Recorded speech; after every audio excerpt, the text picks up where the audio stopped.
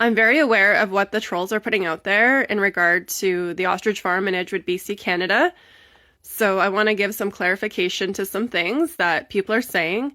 And honestly, it's a lot of like city slickers. It's like the people that live in concrete jungles judging farm life, have no idea what farm life is like, have no idea where their food comes from, probably will go through McDonald's without blinking an eye, have no idea.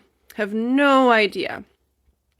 So anyways, Universal Ostrich Farm was used for research in 2021. They stopped doing meat and eggs and all that. They did a partnership with Japanese scientists, and Japanese scientists trained the farm owners to inject the hens with antigens. Now, a lot of people have their feathers ruffled about this. Oh my goodness, these ostriches are science experiments, but it wasn't mRNA technology. It wasn't technology that tricked their cells into making proteins. It wasn't recombinant DNA technology. It wasn't gene therapy, okay? What they got injected with was a piece of synthetic virus, the quantity you give to a chicken, no cellular trickery, no lipid nanoparticles, none of that crap that I'm super, completely, utterly, fundamentally against. They were injected so that the hens could create these antibodies, and they could extract the antibodies from the eggs and test those in the form of therapeutics. So that's what Universal Ostrich Farm became.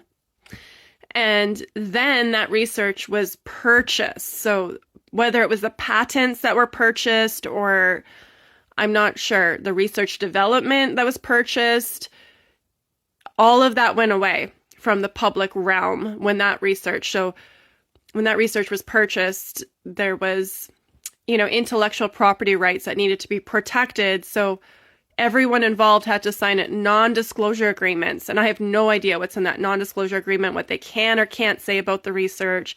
Like the Quebec lab that did the antibody testing and then found H5N1 antibodies, that lab had to sign an NDA. The farmers had to sign an NDA. The Japanese researchers had to sign an NDA. So that was shut down from the public. Okay? There were articles being written about it and Facebook posts about the Japanese research to end COVID-19. There was all that being shared publicly, and then that all came to a screeching halt. So what did the farm do? Well, they were looking for other research opportunities in Canada to develop therapeutics, just, I guess, in a different way. I'm not sure how they would work around that NDA, but they were looking for research grants and opportunities in Canada to continue the antibody research in some way, shape, or form. Now, I find this is along the lines of what I've been researching for 20 years. So I've been researching like experimental therapeutics for like cancer and things, and I've read books and watched documentaries, and I've seen all this promising technology or, development. I've seen so much that gets squashed by some mysterious force out there. It's almost like the peasants can't have the real cures. It's just the elite. Just the people at the top of the human pyramid get to have the ostrich antibodies. But the peasants, what we get, we don't get it, guys. And I'm fundamentally against that because I believe that we should have help for people. I mean, I know kids dying from cancer right now, and we need better. I mean, there are some very, very powerful cancer treatments that have worked very, very, very well for people I know that the doctor won't necessarily recommend, but we deserve like cutting edge therapeutics that could actually like really heal. Okay, I feel like we deserve that. The peasants do. Okay, we're the peasants. You and I, the peasants. And yeah, that's why this is a big reason why I'm so outspoken. It's not just, it's a lot to do with farm rights, like the rights of farmers to independently test their animals. If the CFA comes over and is like, hey, your animals are sick, it's like, okay, well, I want to test them and see if they're sick. I'll get an independent panel to test them. It's about that too, but what really captures me with the ostriches is like the therapeutics, because I've been into suppressed natural cures for a very long time. And trust me, there's been some real amazing stuff that's been shut down.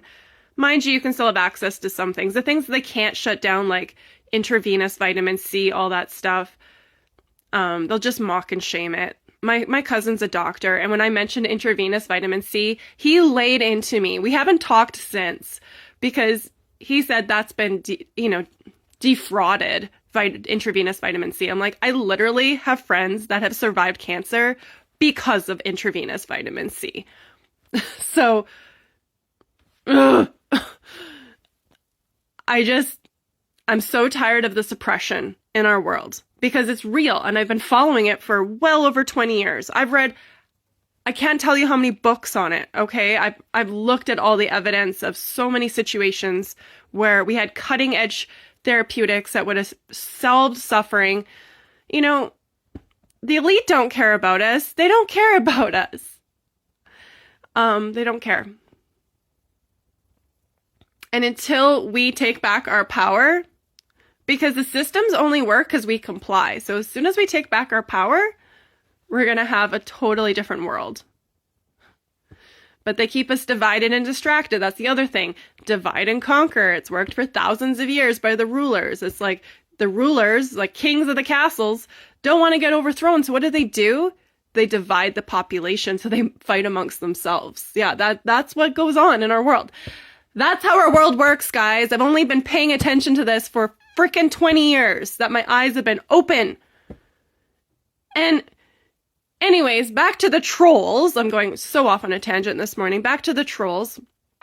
So the trolls are saying that this research facility shouldn't be, or this research farm shouldn't be a research farm because it's not pristine, it's not sterile. There's not enough biosecurity. It's like they have H5N1 antibodies because they got to be ostriches. They got to live outside. They got to run around. Like, some people literally think that the way their bacon is raised is how farm animals should live. You know how your bacon is raised? You know why I don't eat bacon? It's because I went to a pig barn years ago and I saw those pigs and I saw that they don't move.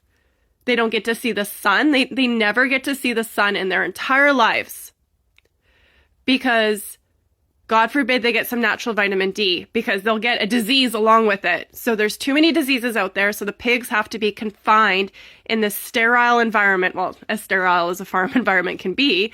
And so they're kept inside, away from the migratory birds, all that stuff, so that you can have bacon.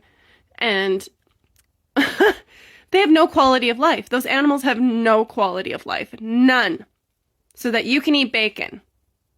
Okay, there's a reason I stopped eating pork products a long time ago, because I saw those pig barns. Yeah, so some people think that the ostriches should live like that. But you know what happens when you have animals that you protect from the sun and the elements and the environment? You have weak immune systems. You know what's good for your immune system? Go play in dirt. I play in dirt every day. I have manure on my hands, and then I eat my sandwich.